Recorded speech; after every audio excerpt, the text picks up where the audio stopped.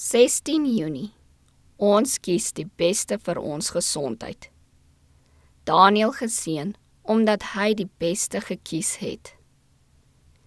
En aan die einde van 10 dae, het hulle voorkoms beter en hulle voller van vlees gelyk as al die jong seuns wat die spys van die koning geëet het. Daniël 1 vers 15. Die jong mense behoort hulle harte geheel en al aan die Here te gee, sodat hulle God met al hulle kragte kan vereer. Dan sal God hulle met kennis en met wysheid vereer. Dis wat Daniël in die Babiloniese hof gedoen het.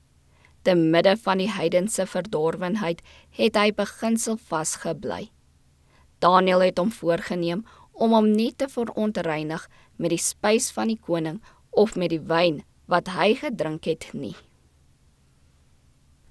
Daniël en sy vriende het nie geweet wat die gevolg van hulle besluit sou wees nie. Hulle het nie geweet of dit hulle lewens sou kos nie. Maar hulle was vasberade om op die weg van strenge matigheid te bly, selfs in die howe van die losbandige Babylon.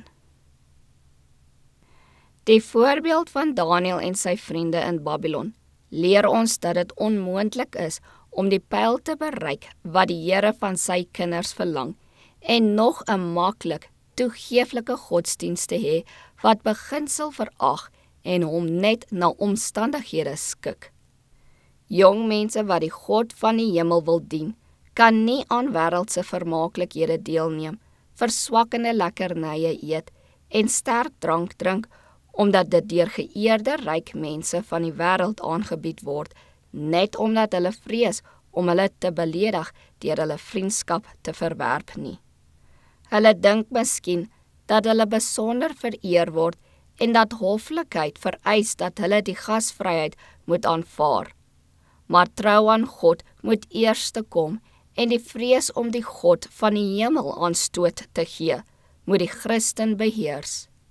Die koning van Babel het gedink dat hy Daniël en sy vriende 'n groot eer aandoen, maar hulle het meer gesag vir die gebooie van God gehad as vir die guns van die koning.